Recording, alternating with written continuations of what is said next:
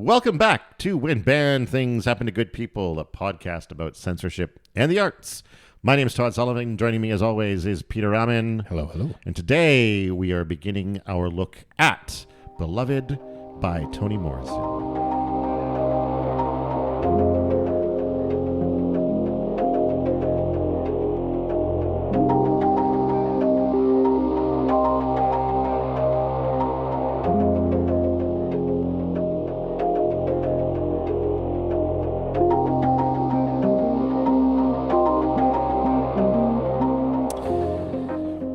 It's been a few weeks. Yeah, it's been a little while. Had a little difficulty getting this pulled together. Yeah, a lot kind of going on as spring passed us completely by. Yeah. We were in snow, and now it's 20 degrees or something like that Celsius for. I know it's changed very quickly. Listeners. Very quickly. Yeah. So I mean, the weather's great, but we're going to be tackling a much more challenging subject than some of our last few books. Yeah, this is it starts pretty dark. Yeah. I did have one news item I wanted to bring up in relation to banned books. Okay. I'm just trying to find it. Just like when the next local book burning is happening, and down in Florida. No local. This is actually good news. Okay. Surprisingly, RuPaul. Okay. Who you may know from RuPaul's Drag Race. Yeah, Sashay Away. Sashay Away, and is apparently the one who popularized the "spill the tea" phrase. Oh, okay. I was Googling the origin of that the other day. Way to spill the tea on that. Yeah. They are sending a rainbow bus around to give away books that have been targeted by bans. Oh, neat. And specifically, it's because a lot of these banned books are books dedicated to LGBTQ issues, LGBTQ youth. lives, youth, existences, stories, LGBTQ stories. And so, they are sending around a rainbow book bus that could hook kids up with these banned books. That's pretty cool. I think that's fucking great. So kudos Mobile to you. library, but you don't have to return them. Sign me up, man. Yeah. So that's awesome. So, I mean, the more... Plus, I feel like that's going to support the publishers even more, right? Because they're going to have to be buying them in bulk. Sure, for sure, yeah. I mean, everybody kind of, everybody hopefully kind of wins through this. So I mean, I think anytime we've got people who are saying, here we're gonna ignore these bans and make sure that, because Stephen King often says too that as soon as a book is banned, you got to hunt it down, you got to find out why they don't want you to read that. And again, that's my whole attitude. If somebody's trying to hide something from you, what? There's a reason. Find out why. There's a reason. Yeah. And it's not usually for your benefit. Yeah. It's for theirs. So yay, RuPaul. That's about. They should hook up with Dolly Parton. Dolly Parton does books for kids. Oh yeah. I mean, very young kids, right? Once your kids are older but it's free, and you just get books in the mail every month, kind of thing. Oh yeah. Yeah. So maybe more affordable than a bus driving around, right? You just subscribe online, and then the books kind of show up in the mail for however many years. That's a pretty good system for getting stuff out there. That is, yeah. And I think, that may be a longer term kind of fix. This is a more immediate. I think for right now too, the having a visible presence in this kind of culture war, having a place where you might be able to, encourage people to come and picket or, that's right. Protest at your school bus. Well, and you can't maybe trust the post office in the States either. True. But hopefully, I don't know if the conversations are. The conversations are always good. I think is what a lot of people try to say, and so that maybe by doing it this way, you can keep that conversation happening, and you can try to say the books that quite often the books that are getting zeroed in on by schools are not books that are really appropriate for the age range anyway, right? Because there's a lot of people who there's these books that that do talk about like how to engage in safe oral, safe anal sex. That absolutely are not for grade 3. Yeah. You know, I mean, yeah, not in maybe in some parts of Europe, but but I mean, but you start getting into high school, yeah, and kids are having sex, yeah, and that information they need to know this, is because hopefully you want your kids to be having safe sex if they're going to have sex. That's right. Yeah, and trying to act like they're just not going to have sex is ridiculous. Yeah, I can't remember the stats, and I didn't look it up for this, but there's some pretty big studies on the restriction of sex ed information and the amount of like STDs and teen pregnancies and all that kind of stuff. Like those rates just kind of go through the roof when you don't have that education, or the education is not at a certain level or detailed enough, right? Well, I think since the overturning of Roe v. Wade in the U.S., there's been a huge increase in the number of childbirths as a result of rape, which is fucking horrifying. Yeah, that's ridiculous. That should just never, I shouldn't say it should never be allowed to happen, because obviously if a woman is raped and they decide for themselves that they would like to keep the baby that's conceived from that rape, that's their choice. But like, forcing them should not even be on the table. It's nauseating. Anyway, let's talk about a different sort of nauseating, which is let's talk about other dead babies. Other dead babies. We're talking about Beloved by Toni Morrison. I'm going to take a minute here to now. I just remembered this is the first time we've talked about it, so I should probably figure out Google why it was banned. Right? Why it was banned. I can trying to look at the copyright date was 1987. Original copyright date here in the book. What was it? 1987? Yeah. So this book has been around for quite some time. Now, do you remember, or do you know, did this win any sort of prize? I know Toni Morrison she's written something that won a Pulitzer, I think. So yeah, this is a Pulitzer Prize she's winning won novel. the Nobel Prize, but I don't know if it was for this book or for this. According to books. Banned Books Library, this was a Pulitzer Prize winning novel. Beloved was. Okay. Probably won some other awards, I would imagine. I would imagine so too. This says it's based on the true story of Margaret Garner. I don't know that I would agree with that. I think it's inspired by. Yeah, I mean, there's a foreword here in my copy by Toni Morrison where she does say that I had that in my copy too. That's where she kind of got the genesis of the idea, but certainly not some kind of biography or something like that. Yeah. I mean, and it's we're talking about ghosts and supernatural phenomenon and stuff. Like it's not following reality necessarily, right? So but certainly inspired by it for sure. And so Margaret Garner was a woman who was arrested. This was I don't know if we have the year here in this article. I don't think so. But essentially, she had recently escaped slavery, and she decided to essentially kill her baby. Yeah, she was on the run or something and worried about being captured. Yeah. And into her mind, this was a better option for the child than for the potential to be returned to slavery. Yeah, not subjecting the child to a lifetime of slavery. Yeah. The mercy there was mercy is exactly the word. This idea that this is almost an act of love. This is an attempt to say, I love you so much, I refuse to let you have that existence. That's right. Which is mind-bogglingly horrifying, I think. Yeah. That anyone should ever find themselves in that position. An insane decision to have to make. Yeah. Or to believe that you need to make, right? I mean, anyway, that's our inspiration point. That's the inspiration.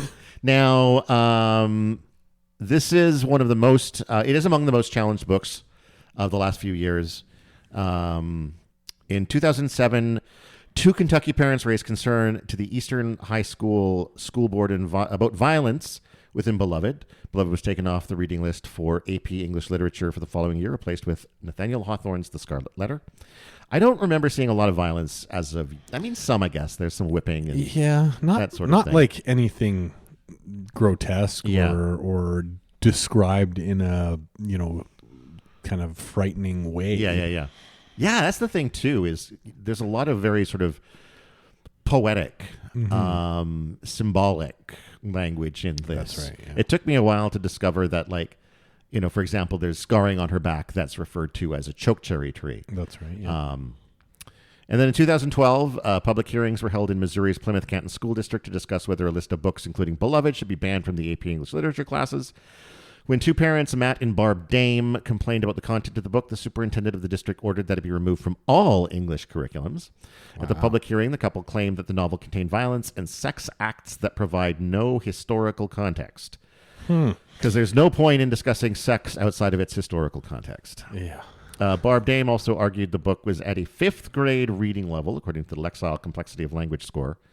What? Yeah, that's a bit seems bonkers. insane. After the first 100 pages, I got to say the complexity of this book. Yeah. I mean, I would say high school students would have a challenging time. Yeah, I would say 11 and this. 11 and 12. Yeah. I'm thinking you're definitely going to need some discussion time. I need discussion time to help suss out what some of what's going on in here.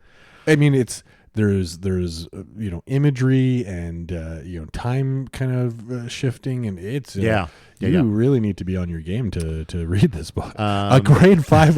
Where are these grade 5 right? kids? Yeah, like, let's get these. I want to meet these hugely literate grade 5 students. Are these the grade 5ers that started that TV show? Are You Smarter Than the 5th Grade? Like, who are these grade 5 kids? Like, grade 5. I want to see questions about Beloved on Are You Smarter Than a 5th Grader? I got to say, like, not to toot our own horns, but like, we're not slow, Todd and I. And this book is a tough read. It's a tough read. It is jam-packed with amazing writing that is, it's tough to follow in spots.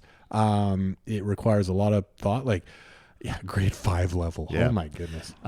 Apparently, during that those 2012 hearings, there were many students came to the hearings who were offended at the idea of banning the book, claiming, quote, African American history is not pretty, but it's education. Mm-hmm. And fuck yeah to that. Like, absolutely. Yeah. Just because the history is ugly is exactly why it shouldn't be ignored. Because once you ignore it, you run the risk of it happening again. Yeah, to repeat it.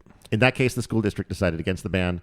And then in 2016, Richard H. Black, a Republican member of the Virginia State Senate, challenged Beloved. He claimed the novel was moral sewage and was too violent to be taught in AP English courses. Senator Black voted for a bill where K-12 teachers would be required to notify parents when sexually explicit content was presented in books. As Virginia schools have a similar procedure that allows parents to withdraw children from sex education class, Senator Black argued that parents should decide if their children should opt out of reading books in the same manner. The bill was passed in February 2016, making it the first state to give parents the rights to withdraw their children from reading novels. Wow. Yeah. So that's just some of where it's been banned and challenged. And I think it is pretty consistently in the top 100. It's come up on a lot of different lists that we've looked at. I want to see if I can find the top 100 banned of the last approximate decade. Which is interesting. I know we're only about a third of the way into the book, but I have yet to see anything really explicitly sexual or violent. Right? We've had kind of one kind of scene. Kind of sex scene, but it's not explicit, tame. and it took me like I had to read those sequences a couple of times to actually get what was going on in the one that I think you're talking about. I guess there's two. Yeah, there's two. Yeah, but I mean, really, like more implied than absolutely anything really descriptive, right? It's the concept of it more than anything. But it's of 2010 to 2019, which is the last 10-year period that the ALA has tracked, Beloved was the number 45 on the 100 most banned books of that decade. Wow. And that puts it is that below Captain Underpants? Oh, yeah, Captain Underpants is like number 1. I shit you not, man. Captain Underpants is 2. I'm sorry. Oh, wow. The Absolutely True Diary of a Part-Time Indian is number 1. Oh, wow. 45 places it just above Goosebumps. Okay. And a few steps above The Catcher in the Rye. And just a little bit down from The Adventures of Super Diaper Baby. Wow. Which is another Dav Pilkey, who is the author of Captain Underpants. Wow, he's got a few on there. He's got a few. The man. Toni Morrison also has a controversy. few on here. She's got a. But the bluest eye is Bluest Eye is on here frequently. as well, And I wonder. Oh crap! I was about to say shit, and then I switched to crap, forgetting that I could actually say shit. I have to. We're allowed to speak our minds every here. once in a while, I do live streams for Telus where I'm not allowed to swear, and I fell into that mindset for a second. The bluest eye. The irony of accidental self-censorship on this podcast. I know, right? The bluest eye is actually number 10 of the most banned in the last decade. Oh, okay. Just above the Kite Runner. And 2 steps below 50 Shades of Grey. Kite Runner, great book. I've not read it or seen the movie. Oh, there's a movie? Oh. I believe so, yeah. All right, so Khaled Hussein, yeah. Let's get into this. Yeah. All right. Well, so the action in the book starts off with... Well, the first line of the book is 124 was spiteful. Yes. And Which was a confusing right? as hell line. Right? Yeah. It takes a while to suss out what this even means. Yeah. I guess before we really get into it, just to kind of talk about the kind of the time frame of when information gets to you in the book. Mm-hmm. So like this first sentence, right? What is 124? What is 124? Yeah. You know, so a lot of it, you're getting bits and pieces of things that don't make sense until later on when you get the context. And this happens frequently in the book where the context happens a few pages later or a chapter later, or you get bits and pieces throughout chapters that start to pull that thing together that you read, 10, 20 pages ago. And it starts out that way. And that's where I think it's probably a bit higher than a grade 5 reading Right, level. exactly. You really have to pay attention. You have to pay attention. You have to backtrack a lot, right? Yeah. Or at least make a little mental note that, this, what is 124? Yeah, we need to get a reference to that so that line makes sense. And 124, it turns out, is basically their home. It's a house number. Yeah. Even though it says in the book a little bit later on that 124 was not at that time the number given to the house. The house number was actually assigned by the city of Cincinnati later on. So when they were there, it wasn't even 124. Yeah. There's a lot of confusing things. Although like it does that. feel like that they do refer to it as 124 in the. They do, right? So I mean, maybe that's why the city officially recognized it as 124. But I do feel like what it comes down to, and if we all do this constantly, it's going to bog this podcast down. But I feel this is going to be a 4-parter just for the first 100 pages. Right? Yeah, I know. When they first found the house, when they first started living in the house, in my mind, that's before it was 124.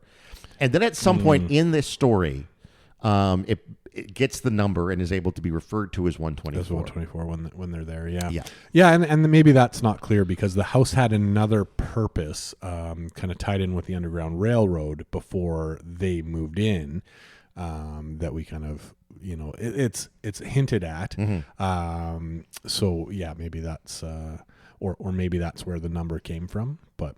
It's unclear. It just says that the city officially recognized it later on, but yeah, they do call it 124. I think when Paul D shows up. Yes, and so this first chapter sort of introduces us to a bunch of our characters. Yeah, and some that don't really stick around. Very long. No, some that do not.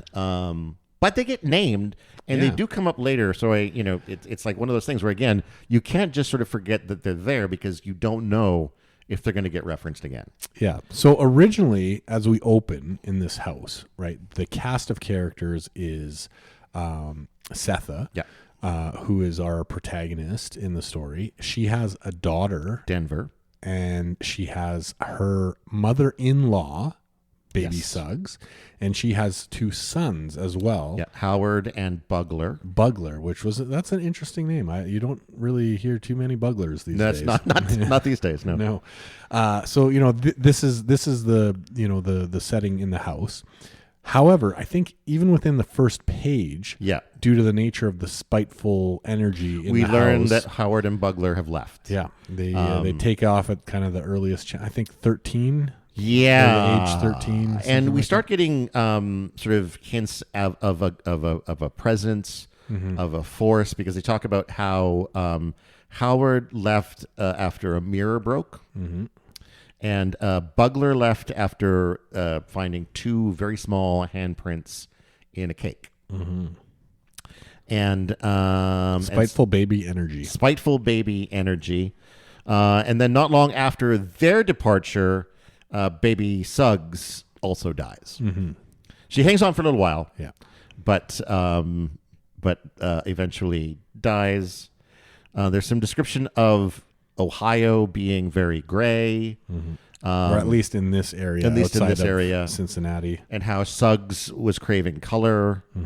There was no color in the house. Right? This is brought up several times, that the house is just like the whole setting, the yard, the house, everything's just very everything's gray. drab and gray, and there's no color, except that there's like two orange patches on a quilt that keep getting mentioned. Yeah, that comes up a lot. And there are also little spooky things going on with like tip jars and sour air and things like that.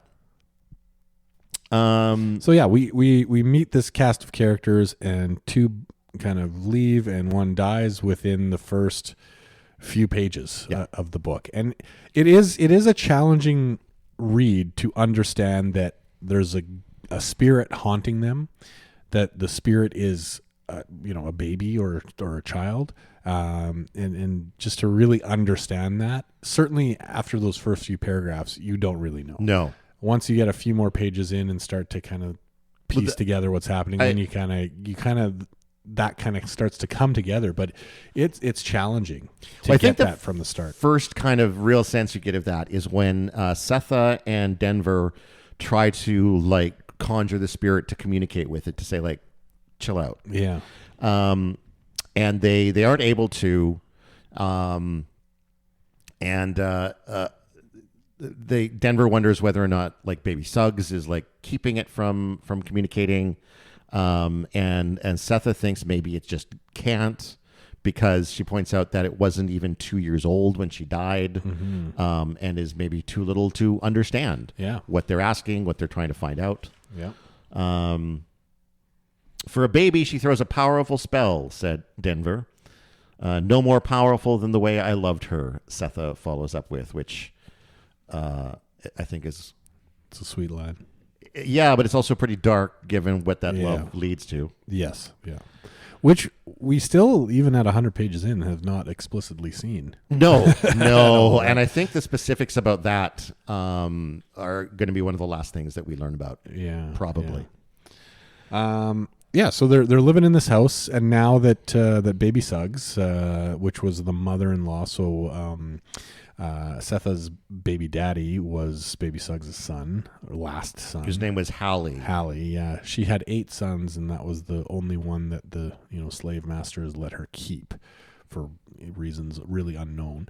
So Setha and he were quote unquote married, because there was no real kind of marriage per se on the Sweet Home, which was the name of their. I'm not sure if it was a plantation or what exactly the place was where they were kept as slaves. So that's where he fathered, I think, all of the children. I believe so. Yeah.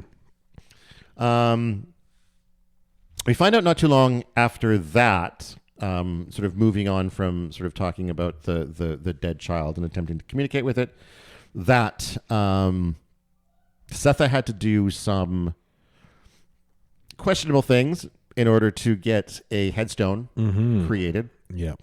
Well, I guess that one is a little more explicit. That's the one I think is a more subtle.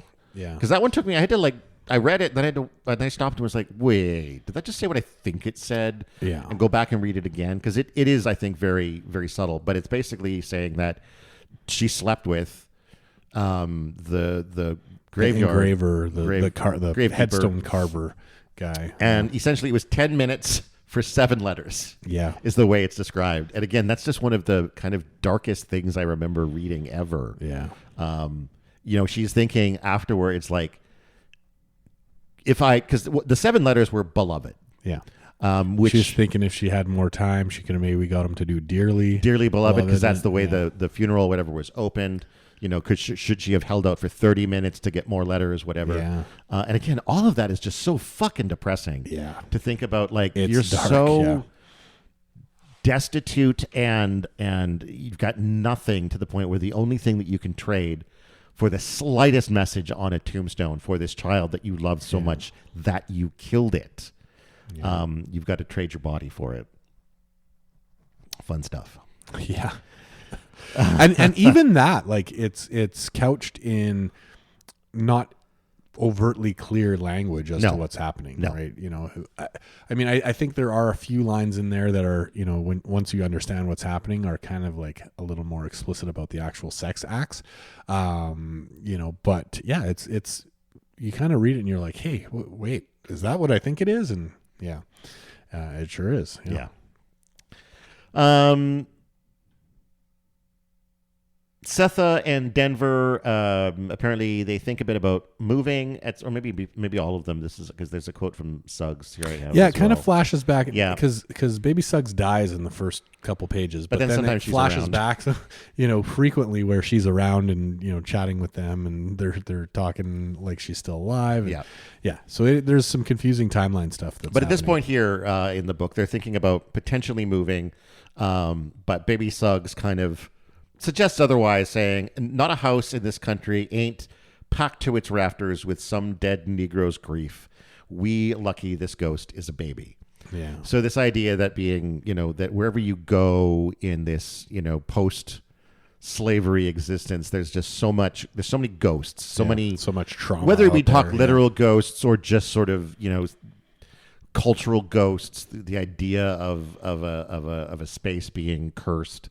Wherever you go, there's something there, and at least in this case, this is just a baby. It's not capable of malice, like intentional malice. It's not capable of. It's just a baby so far. So far. ...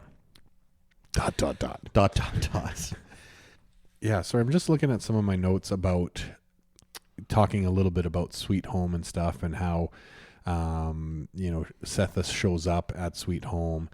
And there's a few more things there that are maybe a little more sexually explicit about how the 5 men were there, who, out of some respect for her having kind of iron eyes at a young age. Before we get there, though, because that reflection comes after Paul D arrives. Mm-hmm, mm-hmm. So Setha is just coming home. She's been walking through the woods, and her legs are all messed up from like walking through some kind of sticky plant or something. I can't remember the name of it, and so she gets home and she encounters Paul D.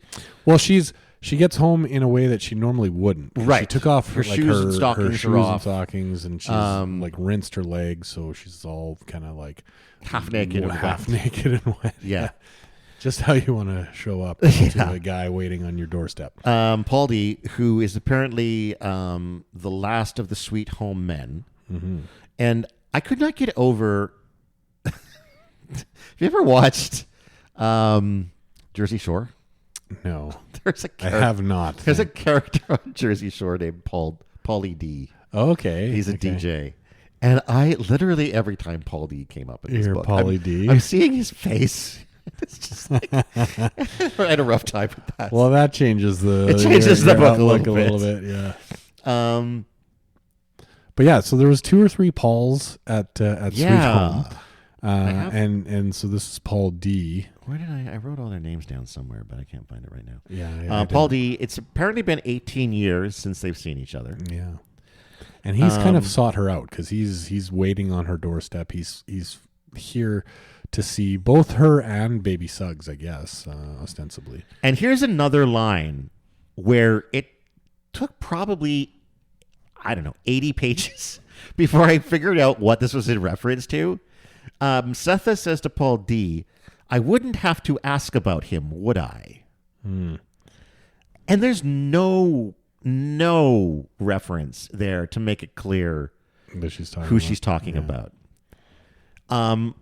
I eventually landed on that it's Hallie. Hallie, yeah. But at the time, it was like Hallie's not even been named. Yeah. We haven't heard his name, or that he's connected to Baby Suggs or any of that yet. Paul D's already up, and we don't know her relationship with Paul D really yet, from Sweet Home. So yeah, it's very confusing. Like we're getting these little packets of information that are tough to process because we don't have that context. We don't have some of that background, and it comes later. So you're always kind of, reading on and going, you got to go back and go, okay, yeah, I can slot this in here and understand, what that conversation meant now. So Setha invites Paul to stay. Mm-hmm. She says, I just hope you'll pardon my house, which at the time I was like, does she mean it's messy, or does she mean that there's a ghost there? I think she means a lot of, like, all of it. Maybe. Right? I think afterwards, I think specifically about the ghost, because he walks in and is abruptly, like, taken aback, and he's like, what kind of evil you got in here? Yeah. And then she says, it's not evil, just sad. Yeah. And then we learn about Sweet Home. And when Setha arrived at Sweet Home, and she's like a young girl, I think she's 13. 13 when she arrives, yeah. And all these men are fucking horn dogs for her. Yeah. They've been waiting for a lady, maybe other than Baby Suggs, to show up. Right, yeah. Because Baby Suggs is there as well, but she's like older. Yeah.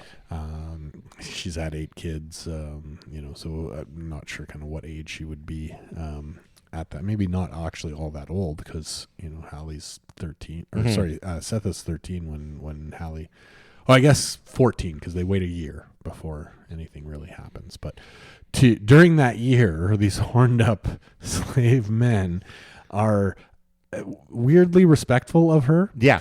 And they leave her alone and let her choose which one she's going to bang. Meanwhile, they're banging calves. Yes.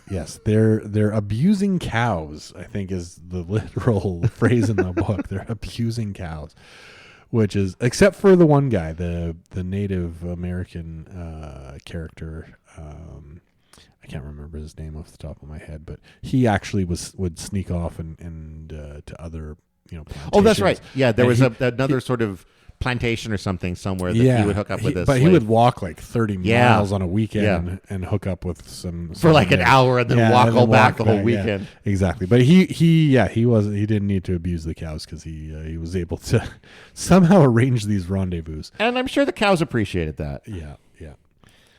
But so we find out a little, and again, this is like, it's just touched on. Right, we don't get the clear, full explanation exactly of kind of how things went down at Sweet Home all at once. It's given to us piecemeal in little packets throughout the book. So yeah, we hear a little bit about, she waited a year. They let her choose which one of them she would be with, and then we still don't know.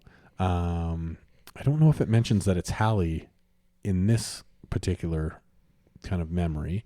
I think that happens that she later. Chooses him.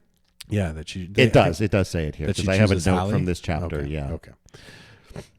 But we don't know yet. We don't know details that about he's related to Baby Suggs. No. There's information that comes later that you once you slot it all in, it makes sense, right? So she was there. Hallie, because he was so kind. So, maybe we do find out. Yeah. He was very kind to his mother. He would work extra on he the basically weekends worked to buy her freedom. Yeah. Yeah. So that, I think, is what attracted Setha to him. Yeah. That he was that kind and would work that hard for his mother. Now, at the sort of the end of this reminiscences about Sweet Home, Denver comes down the stairs into the kitchen, whatever the downstairs space is, sits on the stairs and notices that her mother is behaving a little differently around Paul D. Yeah. A little more girly, a little more coquettishly, a little more feminine, a little sexy maybe. There's some flirting happening. And she feels very, because they're talking about, even though they're talking about her dad, she feels very separated from it. Mm-hmm. And there is a sequence from the book that I marked here that I thought was quite interestingly written. Denver sat down on the bottom step. There was nowhere else gracefully to go. They were a twosome, saying "your daddy" and "sweet home" in a way that made it clear both belonged to them and not to her, that her own father's absence was not hers.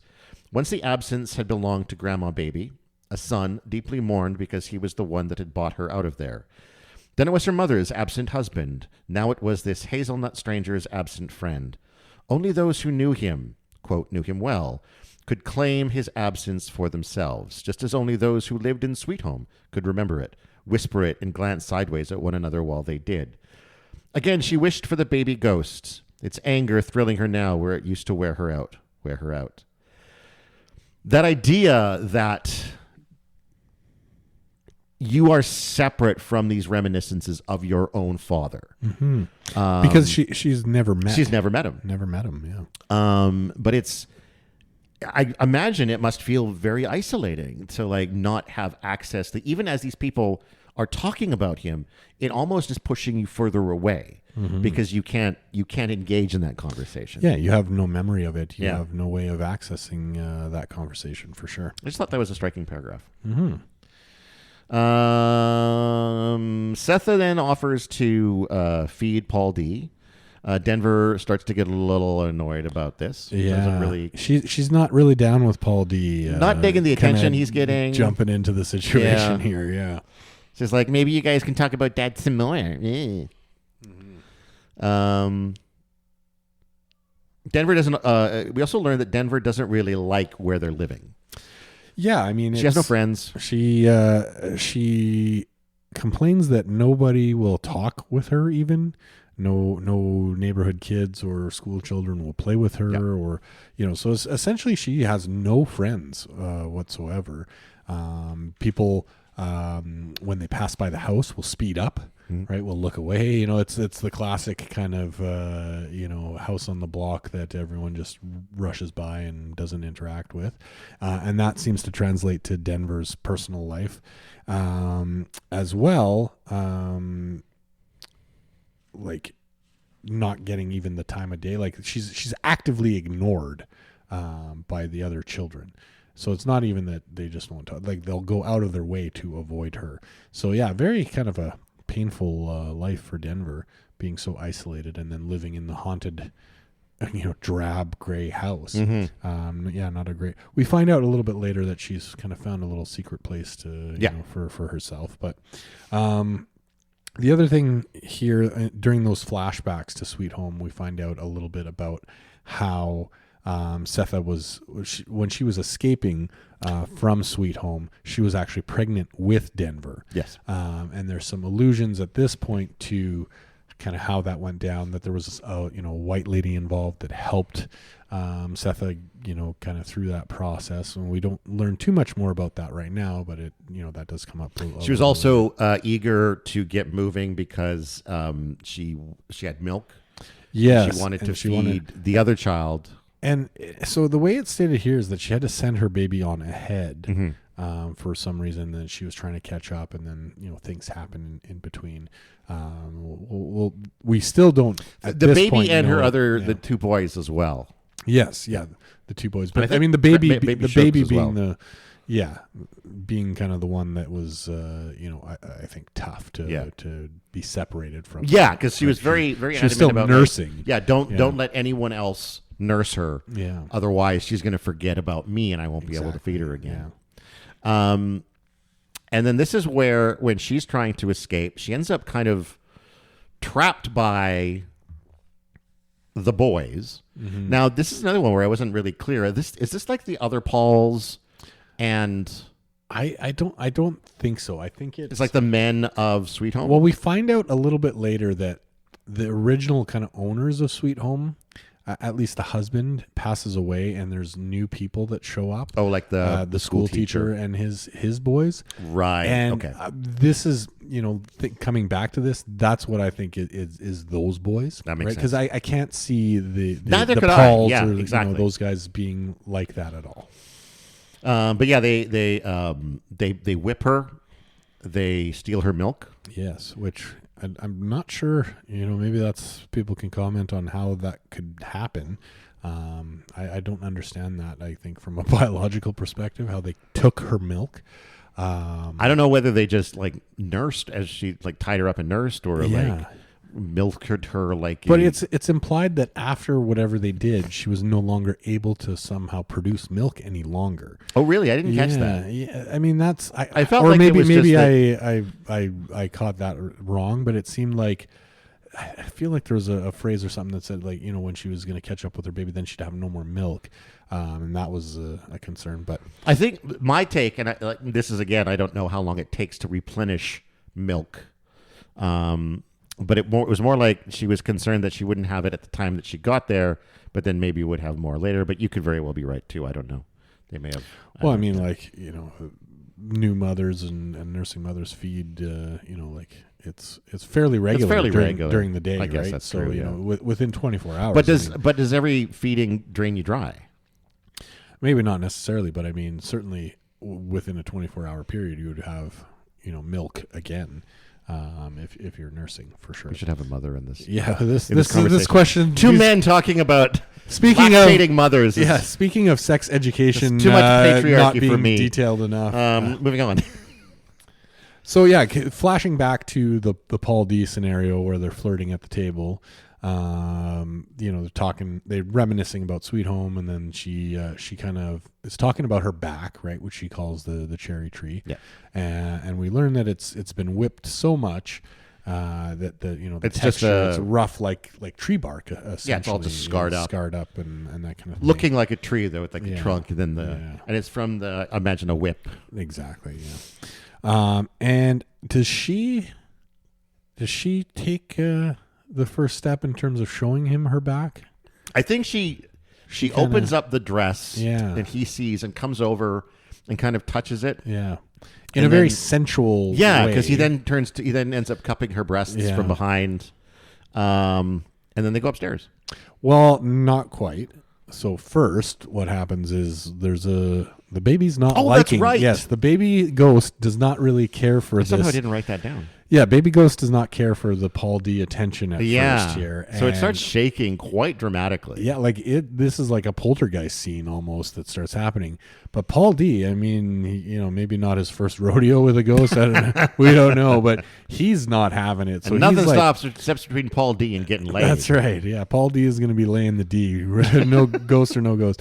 But he starts picking up furniture. I think he picks up the table and he whips it around and he's smashing it. Yeah. And he fights back so fervently that everything calms down and the ghost is gone. They feel that her presence is no longer in the house. Yeah. And then the path is now clear to go upstairs and consummate this relationship. And they leave Denver downstairs with the biscuits. That's right. Because Setha had made biscuits. Yeah. And that's the first 20 or so pages. Yeah, that's chapter 1. Book. Yeah, kind of confusing as some of the things we've talked about, even in relaying this chapter. Some of this information we don't actually find out until kind of further on in the book. As you're reading through that, some of those blanks you got to fill in a little bit later on with information that you learn. My notes for chapter 2 are terrible. I literally just say, as Setha and Paul lie in bed post-coitus, they reflect on their past at Sweet Home. Yeah, it's an interesting post-coital moment because they're both not super into it anymore. Yeah, they're turning their backs and not really touching each other. Well, apparently it was pretty quick. Right. Well, is what happened. Probably been a while for both of them. Yeah. And Paul D is kind of, he's going like, I waited 25 years for this. And, they're both kind of like, not super, I guess, impressed with it, but I think it says they're not really attracted to each other. Kind of after he's looking at her where there was this sensual touch of her back, post nut clarity. Yeah, exactly. Anyway, this is where we find out a little bit more information because Paul D is now. He's doing a little bit of a flashback to his Sweet Home days and how he was hanging out with, and I did write it down, Sixo, who was the Native American gentleman who was cooking potatoes and he could never get it right, and they would just hang out kind of by a tree, and that I guess that's the connection, right? Is they would always hang out by this one tree, and that kind of connects to the look of Setha's back, and so that's how he gets into that reminiscence about Sixo. But so we find out what we've already talked about. Sixo would walk miles to meet up with other ladies.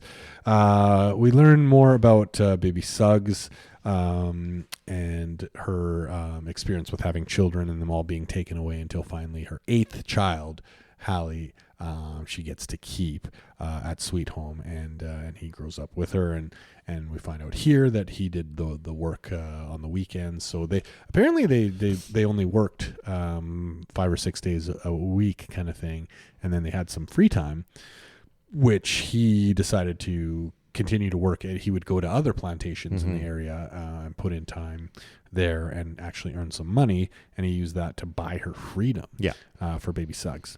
Still unclear how exactly Setha or Paul D or some of the other folks actually ended up escaping or being able to leave, but baby Suggs, her freedom was purchased essentially by her son. So we find out some of that information. I don't know though at that point whether or not that freedom meant the freedom to leave, or whether it was just the freedom to not be put to work. Yeah, exactly. Yeah, unclear. Either way, she wanted to stay by her child, because when her freedom was purchased, she was still staying and living there. Yeah, exactly. And then we find out a little bit about the owner of Sweet Home is Mrs. Garner, and we start to get a bit of a sense of the quote unquote marriage between Hallie and Setha, and also a bit about Mr. Gardner too. Is that not in this chapter where? There's a bit, and I didn't take any notes about it, but there's a bit where he talks up to, he's like at a bar or something, talking to other slave owners. Oh, right. And the differences in their perspectives, where he's about like wanting men or not. Yeah, men. he wants, Negro men, and that's why his are so well behaved rather than everybody else has these Negro boys. And it becomes this thing of like, well, we wouldn't want Negro men around our women. And yeah, and he's like, well, then what's wrong with your women? Like, yeah. So again, that was an interesting look at like this little hint about why this guy is just a little bit better, maybe more respectful, however you want to word that, than everybody else. Still doesn't sound fantastic. Yeah, I mean, still not great. Still a slave owner. This Mr. Garner, but slightly different outlook. And the Mrs. Garner, while still being a slave owner, seems to be at least partially empathetic to kind of the plight. So, she says when Hallie and Setha want to get married, Mrs. Garner is like, well, we're not doing a ceremony or anything like that, but you guys we'll approve it. You can have a little bit of time to kind of do whatever. She even gives her a gift, some earrings. That's right. So not a terrible slave owner potentially compared to some of the others at the time, but still, they're not not living the high life. And then we have a little kind of flashback to how they snuck off into the cornfields to consummate their marriage. Yes.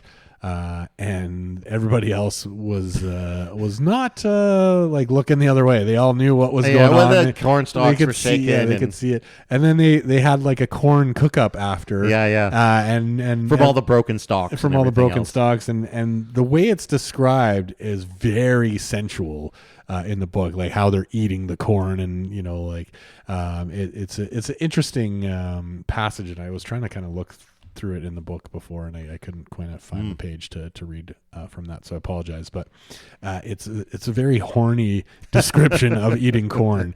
It's really interesting. So if we find that later, maybe we can read that for you. But certainly no mystery to everyone else what was going on in the cornfields there.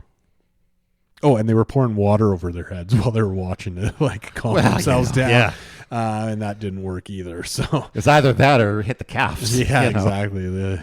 They probably did that already in the morning. I guess, yeah. So that's kind of the end of chapter 2.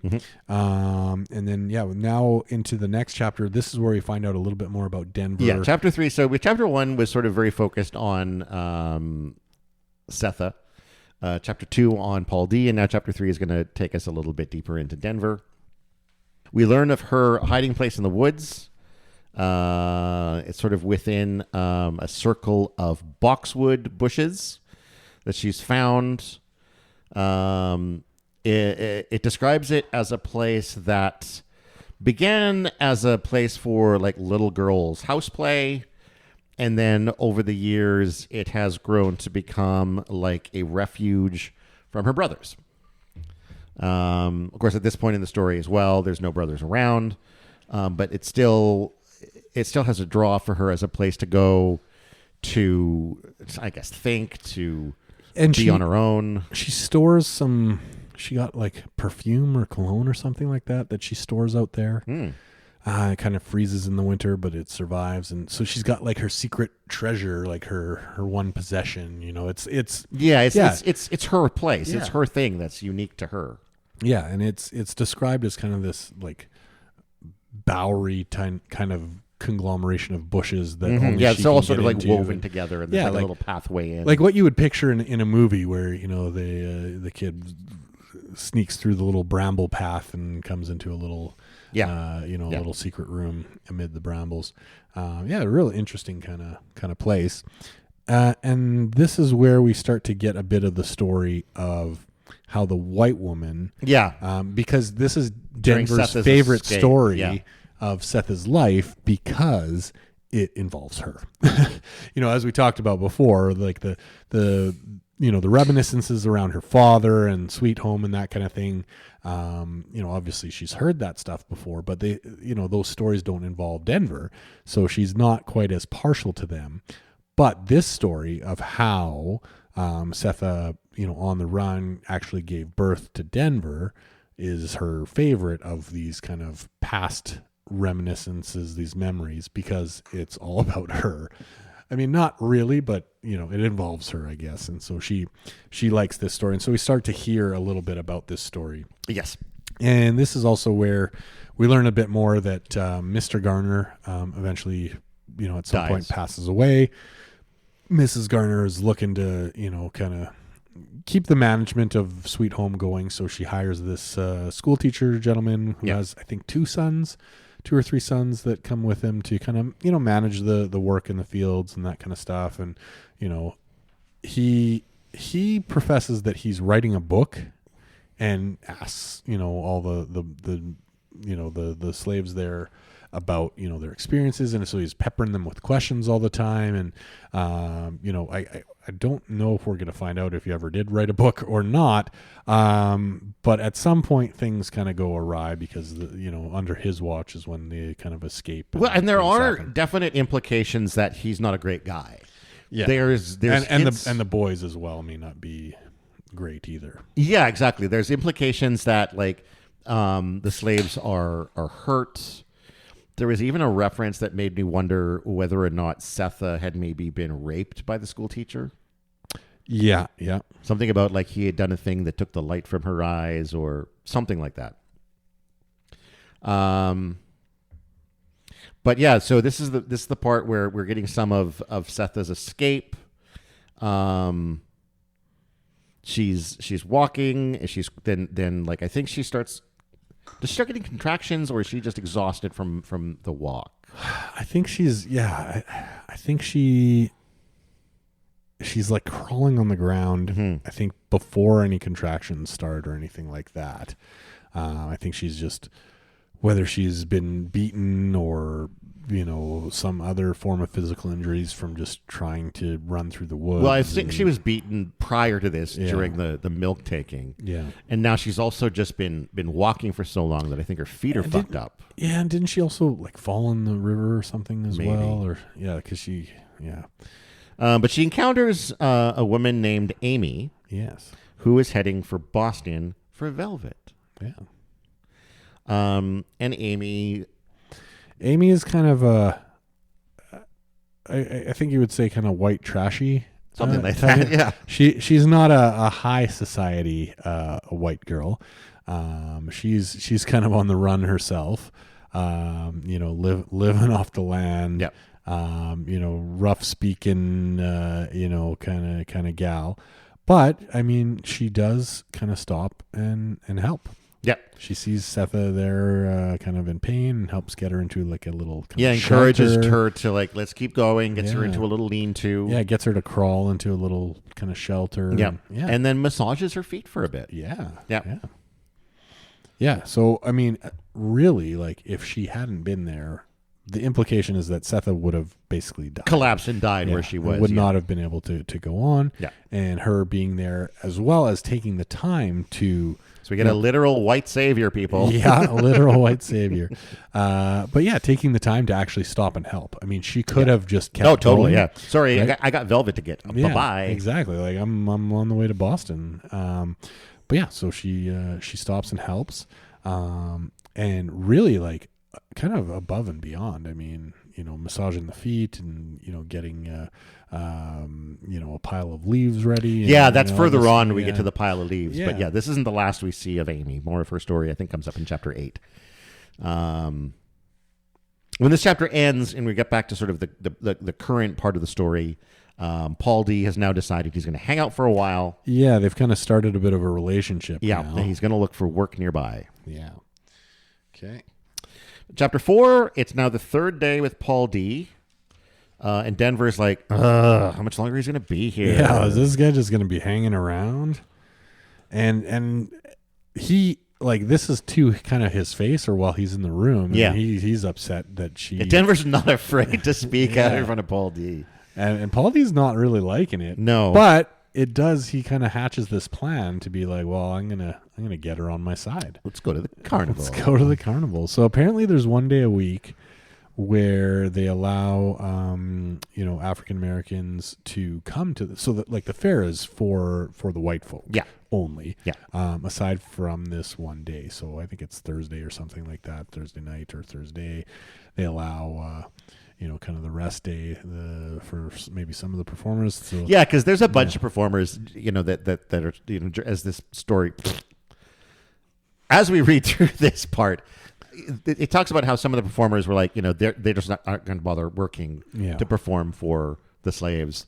They're going to take the day off. Maybe the bearded lady comes out and insults a few of them. And, exactly. But it's not the A-level performances even probably from the people that are still around. No, but it's still, it's better than, what they are normally experiencing. It's a fun time.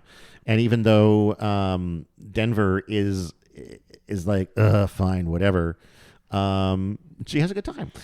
Yeah, well, I think one of the things for Denver, so we mentioned that she was kind of this social outcast. Yeah. And walking around the fair with Paul D kind of in their company. And Paul D, we failed to maybe mention this, but he's apparently quite the looker. Like, right. He's a good looking dude.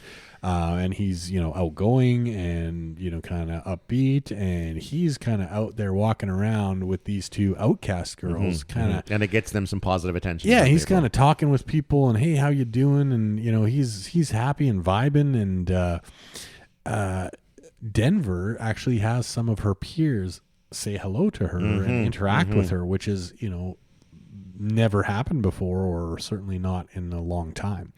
And this starts to change her outlook a little bit on Paul D, because now she's like, well, hey, we're hanging out with Paul D. People are talking with me. So it's I think starts to sway her a little bit. Because I think near the end of the chapter, she's kind of like, oh, this was not a bad day. Exactly. And Setha, when she's seeing them walking around, she sees how, their shadows appear to be holding hands. And they seem to kind of look like a family. That's so sweet. Yeah, it's kind of this nice little moment as they go to the fair. Yep. And then chapter 5. And now things start getting even a little bit the end weirder. of this chapter is... Don't they just walk home from the carnival? Or am I missing something? They walk home, but on their way home, they discover someone waiting for them. So still in this chapter is where we see the person come out of the water and kind of sleep for a day or not. Oh, I've got that in chapter 5. Yeah, and then so when they get home from the fair, there's this person sitting on a stump, I think, kind of near the house. So a young woman dressed But she comes out of the water fully dressed, first of all. Yeah. She lays down on the bank by the side of the stream and like just lays there all day. Yeah, for like Just 24 hours. Yeah, just sort of getting her energy back. Yeah. And then she walks towards 124. She's like drawn to it. Yeah. Which is, where Denver, Paul D, and Setha encounter her. I think just sitting on a stump. Yeah. Kind of like on the path to the house, like not even kind of in front of them. Yeah. Paul D was waiting for Setha like on the stoop. But this woman is kind of like on the path to the house. And as they get to her, as they discover her, Setha immediately needs to massively urinate. Yeah. There's like a weird, because there's no other real reference to this. It's kind of just a weird one-off where she has to go run off and so she runs into the back where like the outhouse is, can't quite get there, and needs to like pull her knickers down and just urinates endlessly. Like an embarrassingly long time, and she's worried about people coming and being like, what's going on, and seeing her. And so we later find out in chapter 6 that this girl that they found calls herself Beloved. Yeah. And whether it is or isn't, I think we're supposed to think it's like some sort of the resurrection of the baby that was killed. Mm-hmm. And so in my brain, this peeing is almost representative of like water breaking and the birth. Yeah. So that was my thought around that. Okay. Yeah. But isn't referenced again. Like it just kind of happens and then. Well, not so far. Not so far, I guess. Yeah. But yeah, so she calls herself Beloved. She's an odd character. Yeah. And she's very low, and like she says very little, if anything, in this chapter. Yeah. They bring her in. She ends up drinking 4 glasses of water, like she's the one who just peed endlessly. Yeah. Well, and then basically is bedridden for a while. Like she sleeps for 4 days. Yeah. They talk about how she looks like she's like brand new. Like her skin is super fresh and soft. It's like she was just created. Denver kind of warms to her immediately and starts she taking feels a care connection. Of her. Yep. We also learn, and I haven't mentioned this before, but they had a dog. Yeah. Called Their Boy or Here Boy. Their Boy? Here Boy, I think. Here Boy. Yeah. And it was possessed by the baby at one point. Yeah. And Setha had to like beat the shit out of it. Yeah. And so now it like lost an eye or something. It lost an eye and has a fucked up leg or something, but it was fine after that. But now Denver's noticed that Their Boy, Here Boy, is missing. Yeah. And doesn't think he'll be back. Yeah. Whether or not that has anything to do with Beloved's arrival, I don't know. I think the connection can be drawn there. Yeah. Right. Beloved finally wakes up after sleeping for 4 days, is given a sweetbread by Denver, and immediately falls in love with sweet food. Mm-hmm. And Paul D does not trust her. Yeah, he's real suspicious of this Beloved character. I mean, he's kind of just shown up. He's new on the scene, trying to get this relationship going. Denver already is kind of on the fence. Didn't like him at all at first. Had to win her over, and now, we've got another, young lady on the scene who's taking time away. So Beloved is asking Setha all sorts of questions and weird questions, about her kind of life, and like not questions that a normal person would necessarily ask. So yeah, Paul D is kind of like, what is going on? As well, he kind of gets the cold shoulder from Beloved. Like she doesn't really talk directly with him. She kind of just engages with Setha mainly, but also a little bit with Denver. So like he's kind of feels a little bit maybe like the odd man out. There's also the fact that on the surface, Beloved seems to be sickly. But Paul D points out that he saw her lift a rocker with one hand. Yeah, she's apparently crazy strong. Yeah, which Denver denies seeing it. Yeah. But apparently, like, there's more to this girl than meets the eye. Well, I mean, I guess the thing is we see her, she's convalescing, right? I mean, she crawled out of a river and she's now slept for 4 days. Who among us hasn't been there?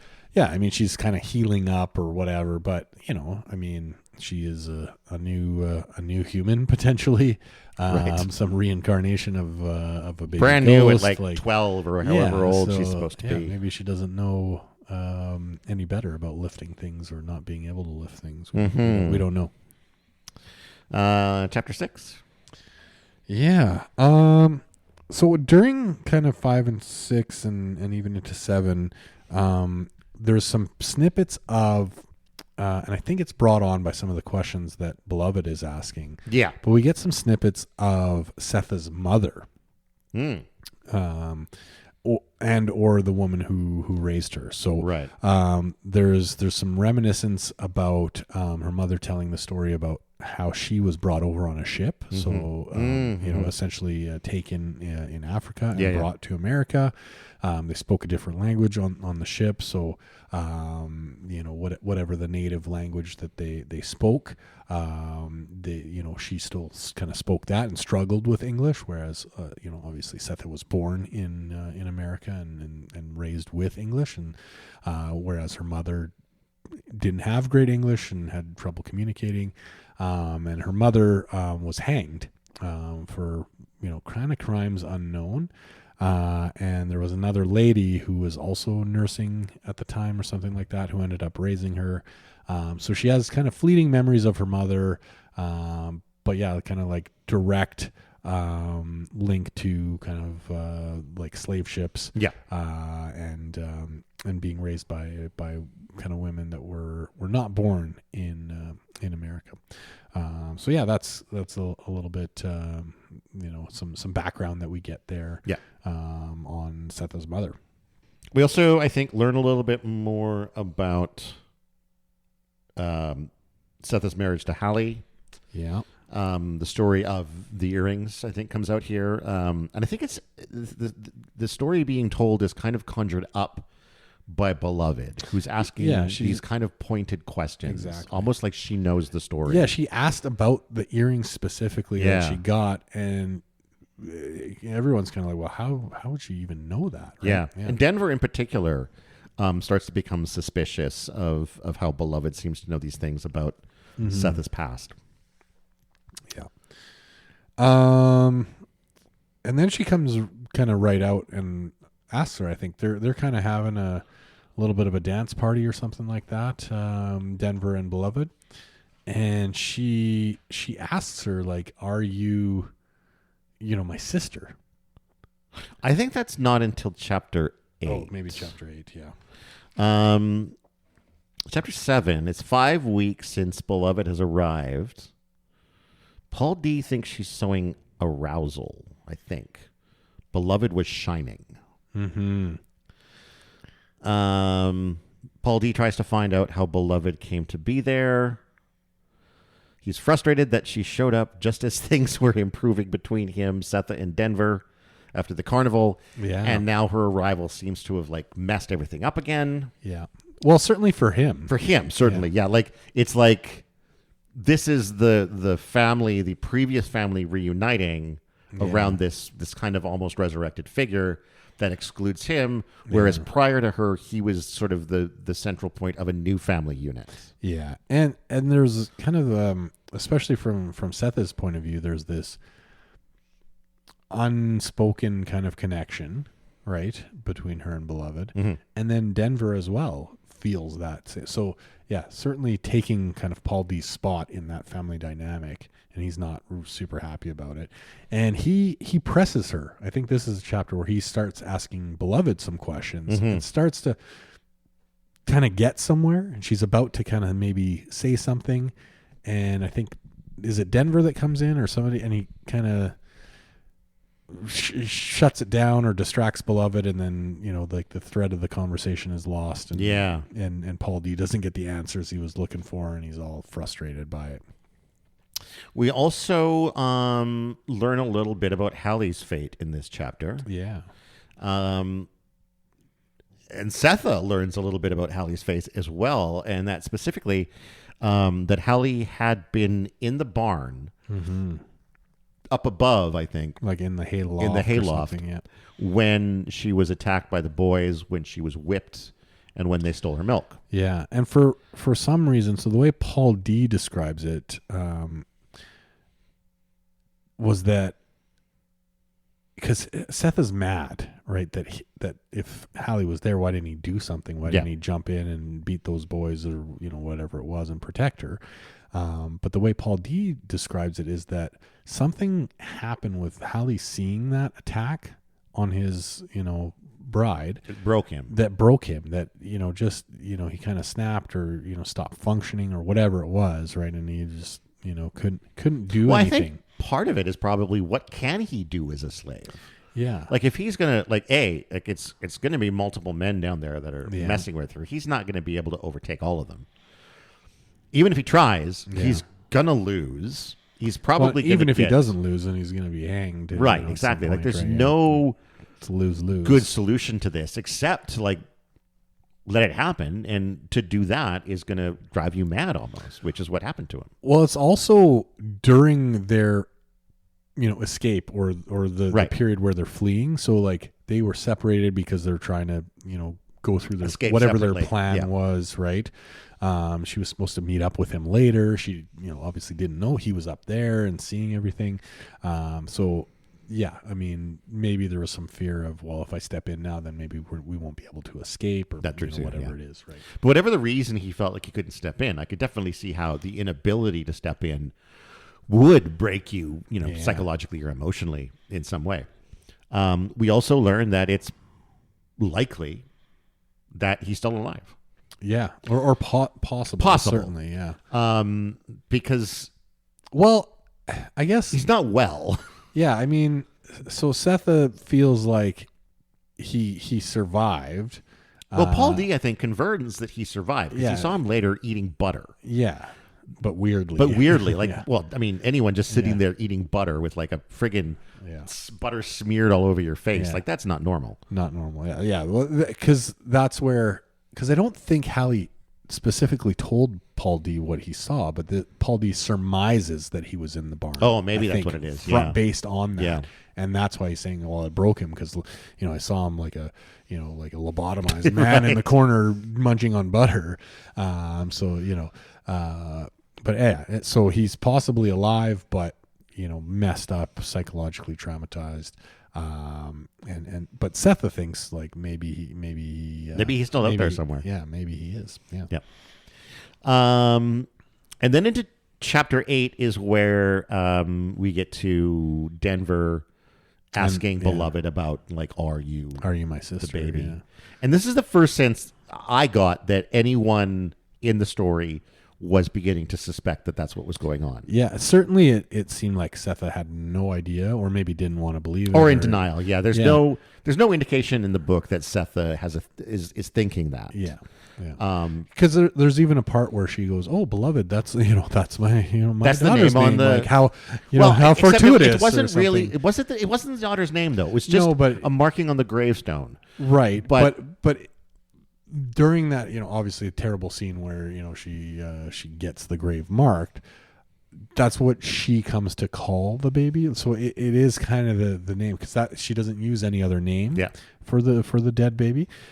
So that ostensibly is, and the way she says it in the book is oh, that's kind of, oh, Beloved. She does make just like my daughter, right? That makes the connection to the tombstone, but I don't think in such a way that she's I don't think she thinks yet. And maybe it's a denial so that you don't have to accept this, oh, this is a resurrected dead baby. She talks about it as if it's a great coincidence. Right. And it seems to help them become better friends. But no inkling, or at least nothing that we see from her that she's going, oh yeah, maybe this could be, my dead baby resurrected as a new, fresh human being. But that is exactly what Beloved seems to confirm to Denver. Yeah, Denver kind of asks her flat out, are you my sister? And she's like, yeah. And we get a weird kind of I was in this other place and there were voices, and then all of a sudden, I was here. It was hot. Yeah. So, where was she? Was she in the, some supernatural place or whatever it was, heaven, hell, purgatory, who knows? But she somehow made her way back to the world of the living, and she's no longer a baby. But this gives us a bit of an explanation for why her questions are so weird. Her manner of speaking is so, if she was a 2-year-old baby, at the time of her death, and maybe she's been able to mature a little bit during that time, but certainly is not developed like an adult human, right? So she, acts like a child, speaks maybe more like a child, and that kind of thing, right? In maybe the body of a, I can't remember what they say her kind of apparent age is. I don't remember if they did say. Yeah, you get the impression that she's maybe older than Denver, but more like a young lady, like maybe an 18-year-old or a 16-year-old. Well, I mean, if she's older than Denver, I mean, wouldn't that make her essentially the same age that she would have been had the baby kept aging? Like a couple years older. Yeah. This is also the chapter where we get a little bit more about, we actually get to the moment of Denver's birth. Yes. So we go back to Amy and Setha in the lean-to. Amy continues to sort of help Setha recover, rubs her feet a little bit more, rubs her back, sort of helps with the chokecherry tree. Yeah. Builds these kind of shoes by ripping scraps of their clothing and putting leaves in them to just sort of give some cushion to the feet. And then they head out. And when it's like it's a couple of days, I think, before they leave. Yeah, like they're kind of sheltered in place in the lean-to, but when it comes down to like, well, now it's really time to have the baby, she leads Setha back to the river, and they get into like a boat essentially. It's a shitty little boat with like holes in it. Yeah, and it's one it's oar. like sunk on the shore. Yeah. Of the river, but it's enough to get them across. No, they stay. Oh, they don't get across? No, they stay in the boat. Oh, I misread that. Yeah, and essentially have like a water berth in the boat. Okay. Yeah, so they use it as like a labor pool. Okay. Just in the boat. Gotcha. And so she delivers the baby in this boat. Yeah. That's kind of half submerged on the bank of the river.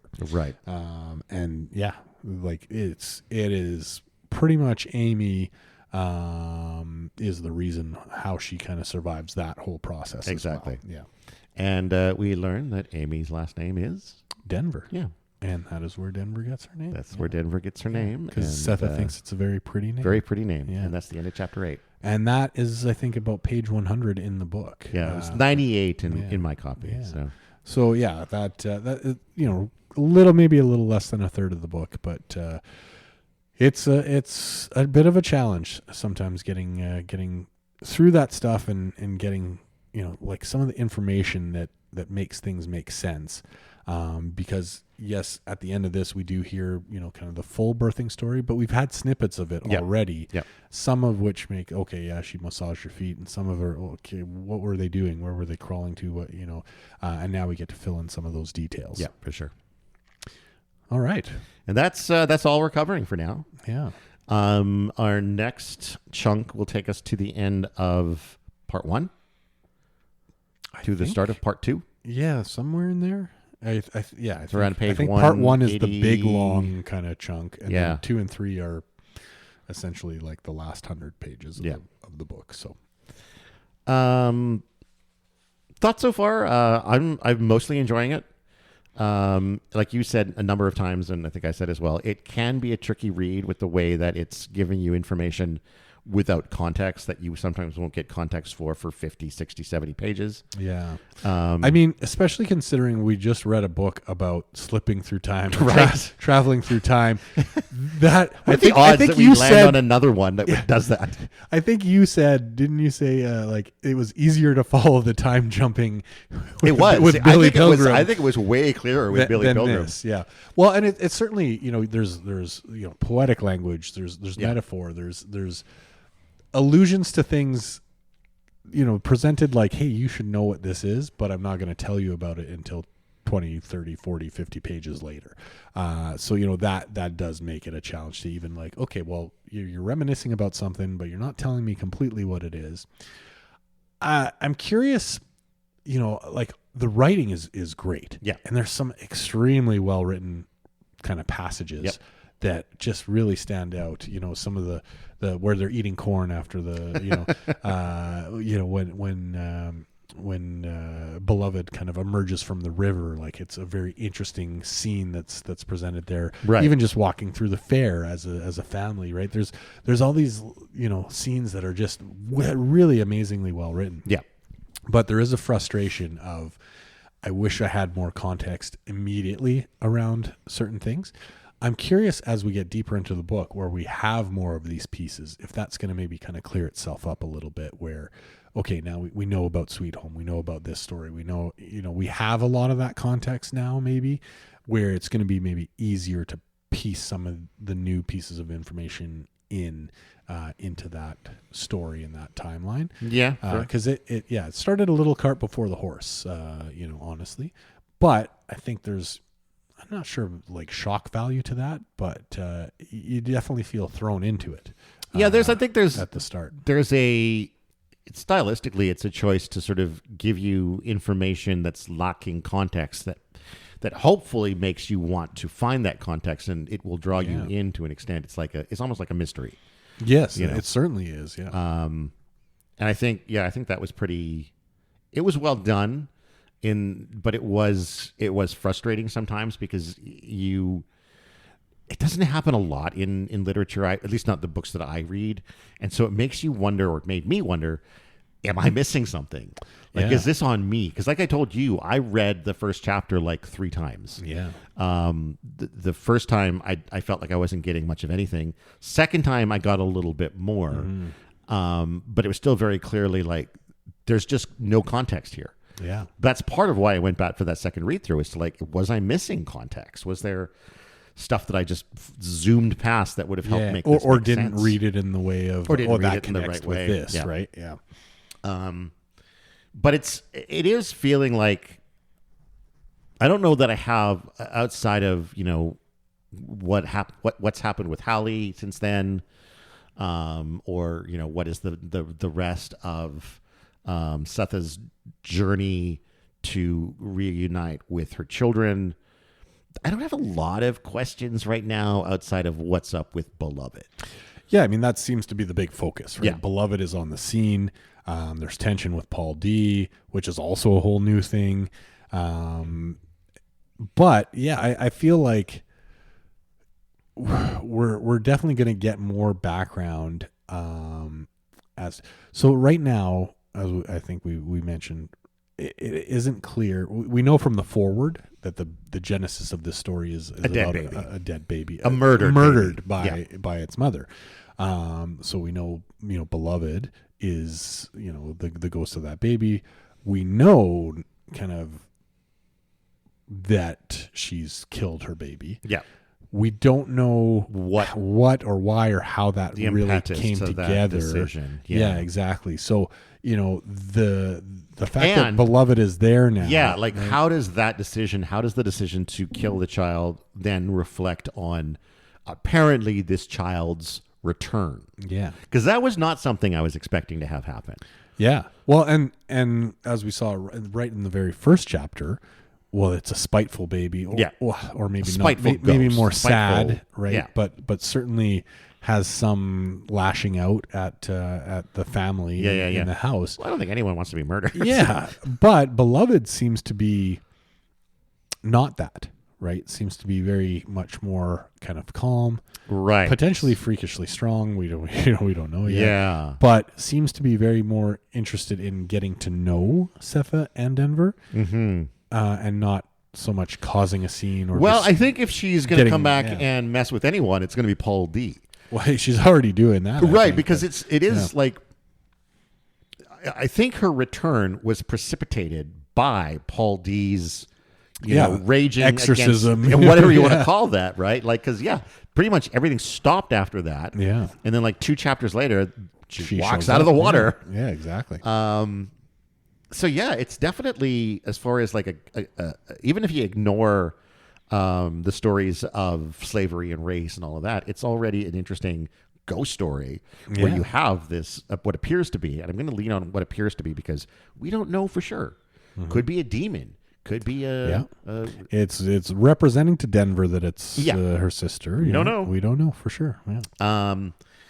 But it's an interesting story. Yeah, certainly the name and the details of Setha's life that she asks pointed questions about tend to, I think, steer me a little bit more towards she actually being the reincarnated ghost that baby. That would be right? my guess at the moment for sure. But I wouldn't put all my eggs in that basket. Is all I'm saying.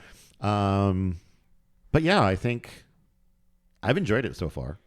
It's a really good book. It's a tough read sometimes. Mm-hmm. I mean, you're dealing with not only the information out of context a lot, yeah. but some of the scenes are, even though they're written in a subtle way, as we mentioned, or not overtly explicit, when you understand what was happening, how they were being treated, whether it's by the engraver or the white woman or the school teacher,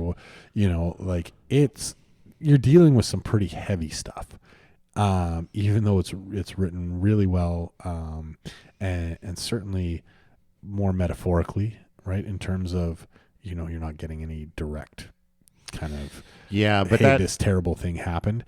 I mean, you're still dealing with it, and you're still getting those images. That bit where she's spreading her legs on the gravestone for 10 minutes to buy 7 letters is just one of the saddest, brutalest things I can remember reading. Yeah. It's just, and it's in the first one. It's in the first chapter. Yeah, I was like, oh fuck, where's this go from here? This is what we're touching on in chapter 1. That's right. Oh my god.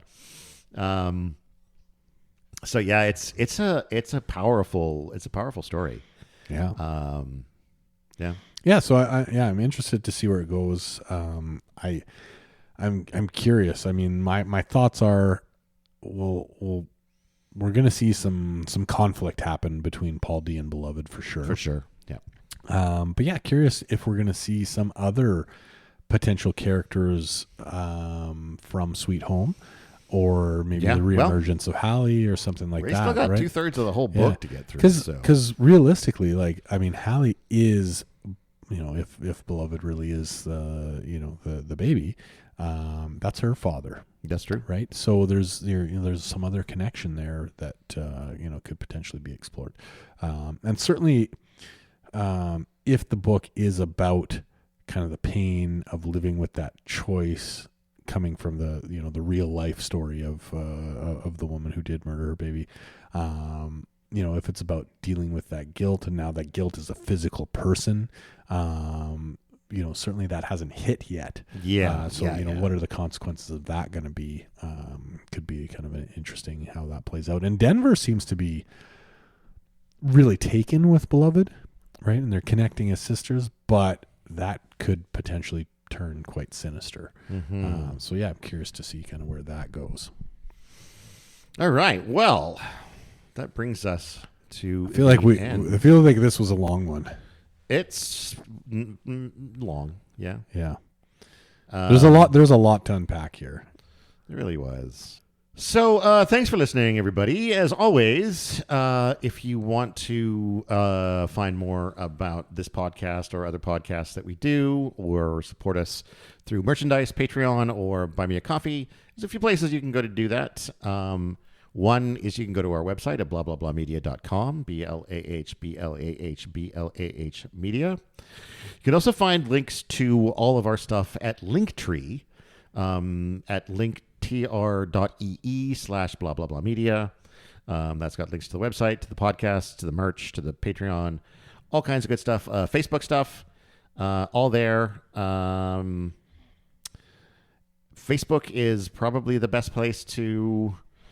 Yeah, if you want to leave us a message. We do